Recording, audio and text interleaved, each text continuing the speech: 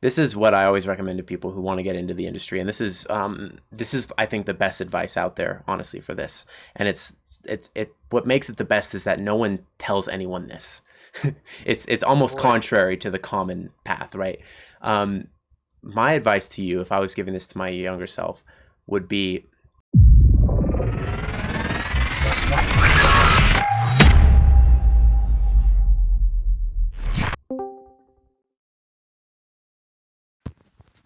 Hello? hey, Hey man. Hi. hey, how's it going, man? Going good. Going good. How Good. about Yeah, so it's good, man. Thanks dude? for hopping on with me. And thanks for letting me use it for a video. I really appreciate it. Yeah, yeah, awesome, dude. I'm just excited to be able to get to talk, dude. I don't get to talk to like professionals very much. Jeez. No I'm problem, man. excited, No dude. problem at Yeah, all. I'm Dietrich, by the way. That's my name. Dietrich, nice to meet you, man. Yeah, Braden. Yeah.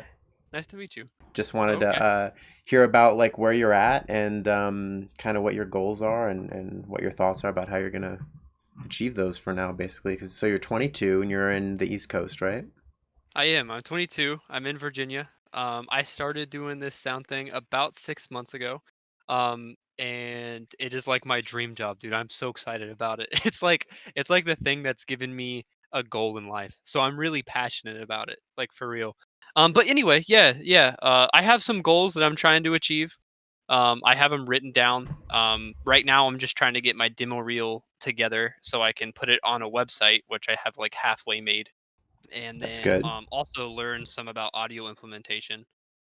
It's important for me to know, as far as like just trying to get doors to open and stuff like that. I'm saying all this stuff like I know. I don't know any of this stuff. No, This I is mean just you're what I've not been told. wrong. You're not wrong. You're not wrong. So you mentioned that you had your goals written down, which is obviously a great thing to do, and so many more people should do that. It's huge to make a list like that and constantly reaffirm it and stuff because it just helps Yep. manifest things better. But obviously we want to take practical action also, which is why we're on the call. But you so do you think you're more interested in working for a game development company or working elsewhere, maybe doing more post work or audio finishing, that type stuff?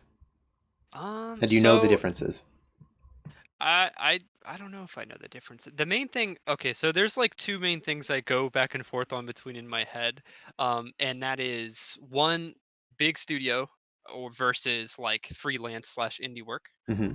And the second thing that goes back and forth in my head is like core sound design versus like mixing and like audio implementation and stuff like that. Um, is that what you're asking? Totally. Well, that's kind of. I mean, yeah. You partially answered, and that makes it. For you to have been doing this for about 6 months, and that's about as much as you should know at that point. There's a ton more breakdowns besides like mixing and sound design, as I'm sure you can imagine. There's effects editors, dialogue editors, people who deal with music exclusively, um, people who deal with recording the audio specifically, and obviously the bigger company you're at, the more those things get broken up and people get specialized in. But obviously, at smaller companies, you become a one man show more often than not. Um, but yeah, the main reason I asked is because that's a huge difference to figure out between wanting to actually work at a company who makes games or wanting to work um, on a basically a side company that helps with those. So that's what I work at. I work at a audio finishing company, and we basically take things that game studios offload assets onto us, and we help them with it. And more often than not, they're just linear assets, so things like trailers and cinematics. Yeah, so that's definitely something to maybe look around. I mean, there's not that much information out there, which is part of the reason why we have this channel. But I mean, it sounds like you're kind of geared towards um, doing in-game, sound, working for a developer, which is always needed a lot, right? Um, Right, right. Oh, I guess I never really to be honest, I didn't know as far as audio stuff that there was like I mean, I knew that probably for trailers theirs was, but I didn't know that like in-game cinematics would also go to third-party stuff as far as like outsourcing. That sounds cool. I didn't know it existed until now. they outsource a ton, so it's It's very common. A lot of these, I mean, everything from art assets to animation to sound. So if you don't like Yeah. implementation, you just want to design cool sounds, uh, there is a place. I mean, obviously every job has, different roles and stuff. You're not just going to be doing the exact same thing every day, but it'll be more specialized. Kind of depends what your personality type is and how you like to work.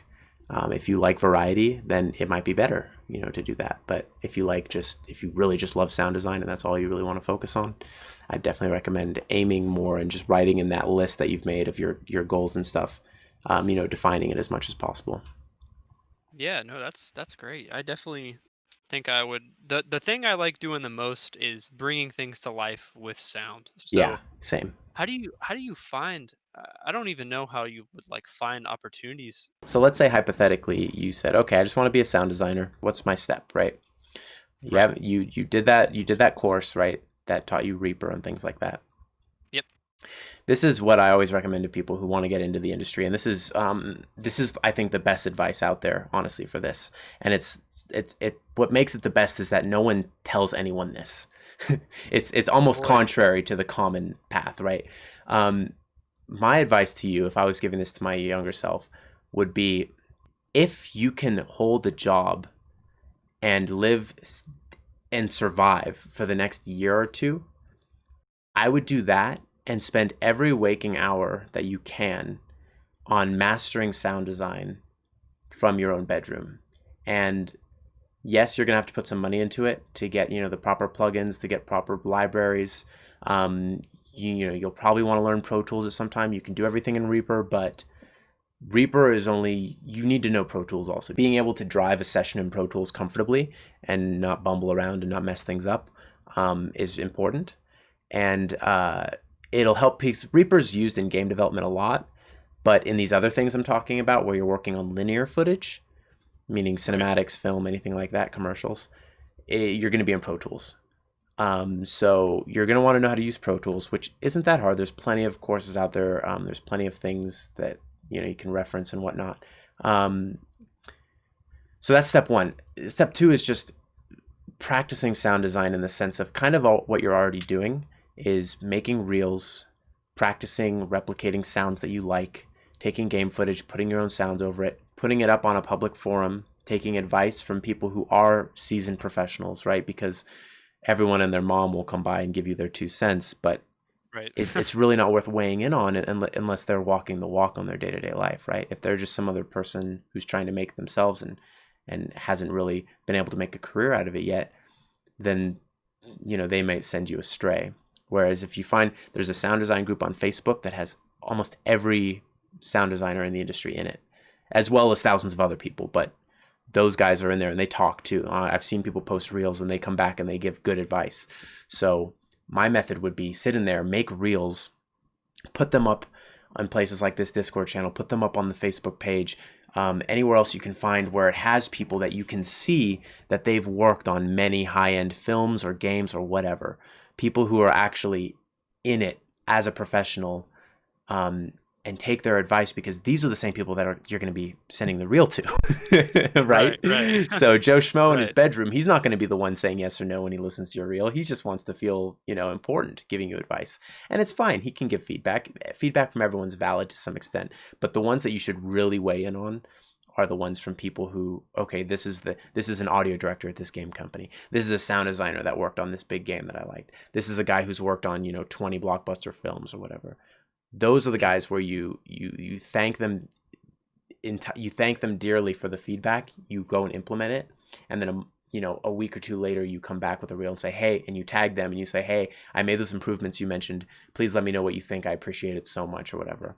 And if you're lucky, they keep coming back, and you're getting private coaching at this point from the people at the top of the food chain in this industry.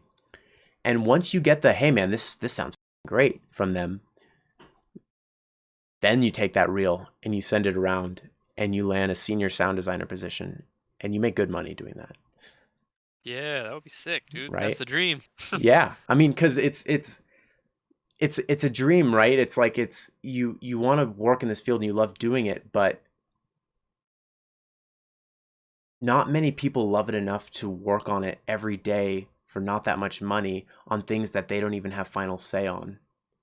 And so it's like, yeah, it's fun when you can pick your own clips and make the sounds however you like them, and when you're done, whenever you decide. But if you followed the more traditional, or if anyone followed the more traditional path, which is, go get a degree, go get a certification, um, get an internship, then maybe they'll hire you as an assistant, maybe they'll hire you as a junior. You're going to start at making what, $40,000 a year, and you'll probably be having to live in like a main city, which that's not going to be that much money. And you're going to be stuck in this food chain at that point to where you're pigeonholed. You're the junior, and you're not going to move up until it's socially acceptable for you to. All these things Oh, I'm did telling you? you, these are all mistakes I've made, by the way. I'm sitting here having finally climbed the mountain and looking on the other side and seeing there's a staircase over there and being like, oh, Man, So, I gotta take this, dude. You're giving me great advice right now. This is great.